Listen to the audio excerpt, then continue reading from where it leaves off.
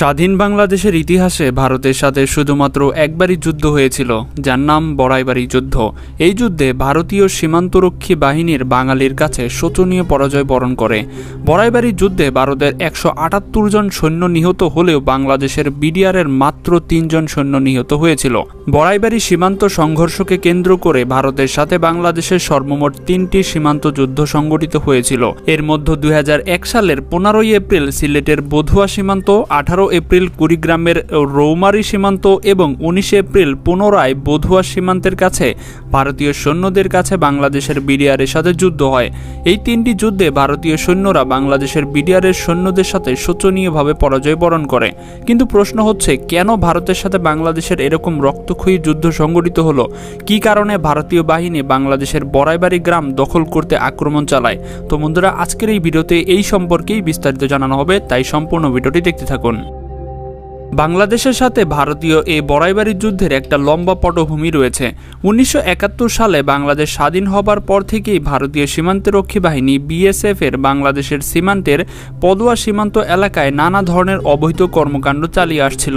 একটা পর্যায়ে ভারতীয় বিএসএফ সৈন্যরা রাতের আধারে বাংলাদেশের পাঁচবাসী সীমান্ত দখল করে নেয় এবং সেখানে একটি অস্থায়ী সেনা ঘাঁটি নির্মাণ করে। বাংলাদেশের মাটিতে ভারতীয় সেনাঘাঁটি স্থাপনের ঘটনার খবরটি গ্রামবাসীরা বিডিআরের কাছে পৌঁছে দিলে বিডিআরের সৈন্যরা এতে তেলে বেগুনে জ্বলে ওঠে।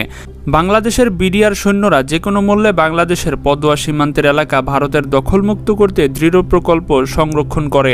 বাংলাদেশের সার্বভৌম এলাকার উপর ভারতীয় বিএসএফ এর এইরকম আচরণের প্রেক্ষিতে বিডিআর সৈন্যরা ভারতের উপর ক্ষিপ্ত হয়ে ওঠে।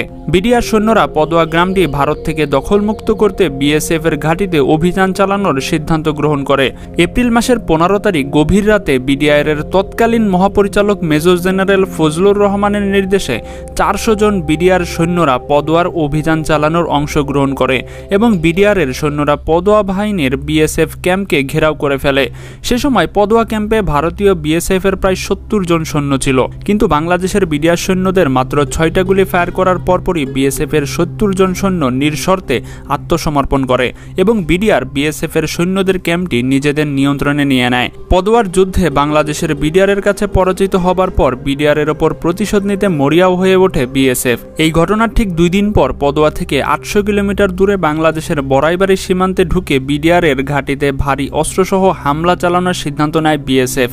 এজন্য তারা আসামের গুয়াহাটি থেকে কয়েকশো বিএসএফ বিভিন্ন অস্ত্রশস্ত্র আনা হয় এবং বাংলাদেশের বড়াইবাড়িতে আক্রমণ করার জন্য প্রস্তুতি নেয়। 18 এপ্রিল ভোর রাত 3টায় বড়াইবাড়ি গ্রামের সাইফুল ইসলাম নামক এক কৃষক ধান খেতে সেচ দিতে গিয়ে দেখতে পায় সকাল সকাল ভারতীয় বিএসএফ সৈন্য গান, মেশিন গান, আরও বিভিন্ন অস্ত্রশস্ত্র এবং বিপুল পরিমাণ সৈন্য নিয়ে কাঁটাতারের বেড়ায় বেরিয়ে এসে বাংলাদেশের অভ্যন্তরে ঢুকে পড়েছে।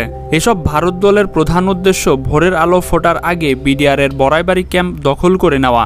তখন ভারতীয় বিএসএফ এর একজন সদস্য সাইফুল ইসলাম হিন্দি ভাষায় জিজ্ঞাসা করে বিডিআরের ক্যাম্পটি কোথায়। হিন্দি ভাষায় জিজ্ঞাসা করার কারণে সাইফুল ইসলাম সহজেই বুঝে যায় যে এরা বিএসএফ এর সদস্য। তখন সাইফুল ইসলাম বুদ্ধি করে বিএসএফ কে বিভ্রান্ত করার জন্য বিডিআরের ক্যাম্পের মতো দেখতে আরও একটি পরিত্যক্ত বাড়ি দেখাই দেয় আর সেটাকে বিডিআর ক্যাম্প ভেবে এগিয়ে যায়। এই সুযোগে সাইফুল ইসলাম বড়াইবাড়ি ক্যাম্পের বিডিআরকে এই ঘটনাটি জানায়। তখন বিডিআরের সদস্যরা স্থানীয় গ্রামবাসীদের নিরাপদ স্থানে নিয়ে যায় এবং ভারতীয় বিএসএফ সৈন্যদের মোকাবেলা করার জন্য প্রস্তুতি নিতে শুরু করে। সাইফুল ইসলাম যখন বিডিআরের ক্যাম্পে যান তখন ক্যাম্পে মাত্র 8 জন বিডিআর সদস্য ছিল। অপরদিকে বাংলাদেশের ভেতরে ঢুকে পড়া সেনাবাহিনী এবং বিএসএফ এর সেনা সম্মিলিত সদস্য ছিল প্রায় 500 জনেরও বেশি। ভারতীয় সেনা সদস্যের তুলনায় বাংলাদেশের বিডিআর সৈন্যরা অতি নগণ্য হলেও বিডিআরের প্রতিটি সৈন্যদের মনে ছিল অসীম সাহস, আর সেই সঙ্গে ছিল দেশের প্রতিটি ইঞ্চি মাটি রক্ষা করার দৃঢ় সংকল্প। এদিকে বিএসএফ এর সদস্যরা সাইফুল ইসলামের দেখানো পরিত্যক্ত বাড়ির দিকে এগিয়ে গেলে বিডিআর ক্যাম্প মনে করে এলোপাথালি গুলি করতে শুরু করে। কিন্তু কিছুক্ষণ পরেই বিএসএফ সদস্যরা বাড়ির ভেতরে গিয়ে দেখে সেখানে কারো বিডিআর সদস্য নেই। ভারতীয় বিএসএফ সৈন্যরা ভেবেছিল তাদের ভয়ে বিডিআর সৈন্যরা পালিয়ে গিয়েছে, কিন্তু এর কিছুক্ষণ পরেই ভারতীয় বিএসএফ এর ভুল ভাঙতে শুরু করে। তারা বুঝতে পারেনি বাংলার দামাল ছেলেরা কখনোই পালিয়ে যাবার পাত্র নয়। বিডিআর সৈন্যদের চারদিকে এলোপাতালি গুলি করতে শুরু করে। দিশেহারা হয়ে পড়ে ভারতীয় বিএসএফ বিএসএফ এর সদস্যরা। বিডিআর সদস্যরা ভারতের বিশাল সৈন্যবহরের সামনাসামনি যুদ্ধে না গিয়ে গেরিল্লা যুদ্ধের কৌশল অবলম্বন করে, কারণ বিডিআর সৈন্যরা ভালো করেই জানতো তাদের মতো 8 জন সদস্য নিয়ে ভারতীয় বিএসএফ এর 500 জন সৈন্যের সাথে যুদ্ধ করাটা মোটেও সহজ হবে না। এর জন্য বিডিআর এর এই এজেন্ট সৈনিক আগে থেকে গ্রামের ভেতরে বিভিন্ন স্থানে ফাঁদ পেতে রেখেছিল এবং ভারত সেনারা বরাবরই ক্যাম্পের দিকে অগ্রসর হবার সাথে সাথে বিডিআর সৈন্যরা মেশিন গান দিয়ে গুলি করতে শুরু করে। এই একটা মেশিন গান দিয়ে 1 মিনিটে 700-র বেশি গুলি ছোড়া সম্ভব। বিডিআর সদস্যরা এসব মেশিন গান দিয়ে ভিন্ন ভিন্ন লোকেশন দিয়ে বৃষ্টির মতো গুলি ছুড়তে শুরু করে। বিডিআর সদস্যরা ভিন্ন ভিন্ন লোকেশন থেকে গুলি ছাড়ার কারণে ভারতীয় বিএসএফ সৈন্যরা ভেবেছিল বিডিআর সৈন্যরা তাদেরকে চারদিক থেকে ঘিরে ফেলেছে এবং বিডিআর এর সৈন্য সংখ্যাও তাদের থেকে অনেক বেশি। বাস্তবে তখন বিডিআর এর মাত্র 8 জন সদস্য ছিল, তাদের বিরুদ্ধে যুদ্ধ চালিয়ে যাচ্ছিল। বিডিআর এর এত অল্প সদস্য নিয়ে যুদ্ধ চালিয়ে যাচ্ছে এবং একটু তারা টেরও পায়নি বিএসএফ সৈন্যরা। যুদ্ধ শুরুর কিছুক্ষণ পর বিএসএফ সৈন্যরা মানসিক ভারসাম্যহীনতার ফলে এলোপাথালি গুলি করতে শুরু করে, যার ফলে বিডিআর এর লেন্স নায়েক ওয়াহিদ মিয়া, সিপাহী মাহফুজ, 26 রাইফেল ব্যাটালিয়ন সিপাহী আব্দুল কাদের নিহত হন। প্রায় 2 দিন ব্যাপী মাত্র 3 জন বাংলাদেশি বিডিআর সদস্য নিহত হন এবং এর বিপরীতে ভারতীয় সৈন্যরা নিহত হন 178 জন। এরপর গ্রামবাসীদের কাছ থেকে খবর পেয়ে পার্শ্ববর্তী হিজলামারি ক্যাম্প থেকে আরও 6 জন বিডিআর সদস্য বড়াইবাড়ি ঘাটির বিডিআর সদস্যের সাথে মিলে ভারতীয় বিএসএফ এর বিরুদ্ধে যুদ্ধ করতে শুরু করে। তারপর বিডিআর এর আক্রমণকে আরও শক্তিশালী করার জন্য হানাদার বিএসএফকে বাংলাদেশের ভূমি থেকে বিতাড়িত করার জন্য বিডিআর এর সদর দপ্তরের নির্দেশনায় রংপুর, জামালপুর, ময়মনসিংহ এবং কুড়িগ্রাম থেকে অতিরিক্ত বিডিআর সদস্য বড়াইবাড়িতে এসে পৌঁছায়। ভারতীয় বিএসএফ পিছু হটতে এবং আত্মসমর্পণ করতে তখন বাধ্য হয়। কাপুরুষ বিএসএফ সৈন্যরা বিডিআর এর সৈন্যদের কাছে টিকতে না পারার কারণে তারা পালিয়ে যাওয়ার সময় নিরীহ গ্রামবাসীর 86টি বাড়িতে আগুন জ্বালিয়ে দেয়, কিন্তু বিডিআর এর কথা মতো নিরাপদ স্থানে চলে যাওয়ার কারণে কারো কোনো ক্ষতি হয়নি। যুদ্ধের 2 দিন পরেই বাংলাদেশের ধান খেতে পড়ে থাকা 16 জন বিএসএফ সৈন্যর মরদেহ ভারতের কাছে হস্তান্তর করা হয়। বাকি 158 জন সৈন্যের লাশ যুদ্ধকালীন সময় বিএসএফরা তাদের দেশে অভ্যন্তরে নিয়ে যায়।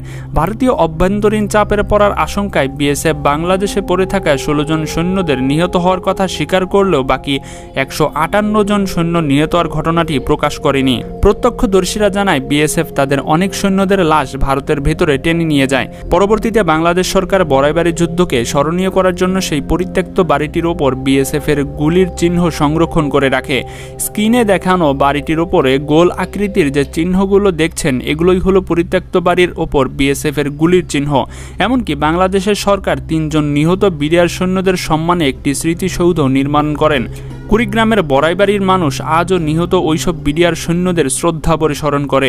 সরকারি হিসেব অনুযায়ী যুদ্ধের সময় প্রায় 2 কোটি টাকার সম্পদ ক্ষতিগ্রস্ত হয়। পরবর্তী দিনে এবং ঢাকার মধ্যস্থতার বিষয়টি মীমাংসা হয় এবং যুদ্ধ শেষ হয়। রোমারের ঘটনার পর মেজর জেনারেল ফজলুর রহমানকে বিডিআর এর প্রধান পদ থেকে সরিয়ে সেনাবাহিনীতে ফেরত আনা হয়, কিন্তু 2001 সালে মেজর জেনারেল ফজলুর রহমানকে সেনাবাহিনী থেকে বাধ্যতামূলক অবসর নেওয়ানো হয়। দেশপ্রেমিক এই সেনাকে অবসরে পাঠানোর পেছনে ভারতের হাত ছিল বলে অনেকে ধারণা করেন। তো বন্ধুরা, আপনাদের কি মনে হয় মেজর ফজলুর রহমানকে কি আসলেই ভারতের কারণে অবসর নেওয়া হয়েছিল? নিচের কমেন্টে তা অবশ্যই জানাবেন। তো এটাই ছিল মূলত আজকের ভিডিও। কেমন লাগছে সেটা কিন্তু অবশ্যই আমাদেরকে কমেন্টে জানাবেন। তো দেখা হচ্ছে পরবর্তী পর্বে মজার কোন এপিসোড নিয়ে। আজকের মতো এখানে বিদায়। আল্লাহ হাফেজ।